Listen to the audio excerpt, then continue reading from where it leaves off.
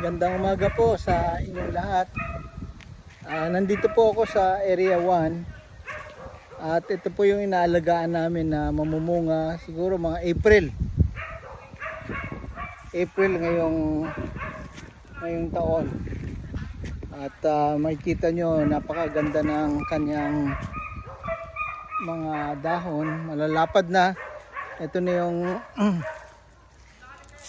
pangalawang taon na inalagaan namin itong kaya malalapad na yung kanyang mga suloy, ang tawag nating mga dahon. At ito yung in-expect namin na mamunga ngayong umpisa ngayong April. At maganda naman ang niya, ang kanyang tubo dito. So ito po yung in-expect namin na mamunga ngayong April. Siguro March mag-aano na siya, mamumulaklak lang. Kaya magre-report kami ng sa inyo. Samantalang dito dinugtungan namin ng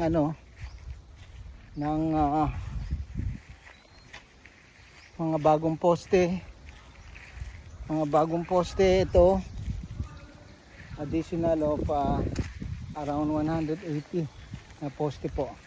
So yan po ang mga bagong poste at may mga may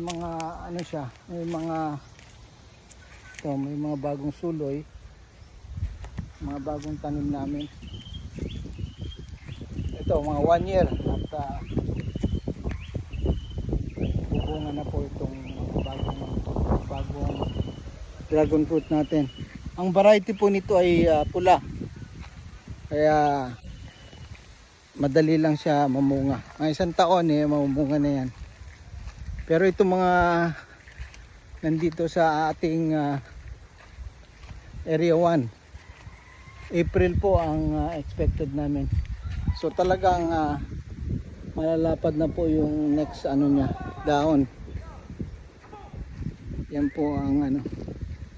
po ang magandang balita na ito, magandang dahon niya. At yan po mamumunga yung mga dragon fruit natin ngayong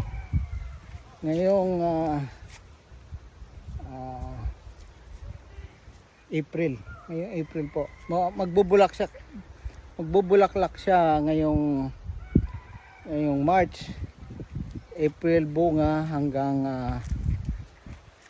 May, June. So tuloy-tuloy po yung yan. Tuloy-tuloy po yung kanyang pagbunga sa sa taon na ito. Hanggang po yan, October, November. Tuloy-tuloy po ang bunga niyan. Samantalang ito naman, itong mga huli naming natanim, pero maganda na rin ang ito po yung pangalawa na tinanim namin, kaya tignan mo yung suloy niya, maganda na rin yung kanyang dahon. At ito mga expect namin mga late November or December magbubulaklak po ito.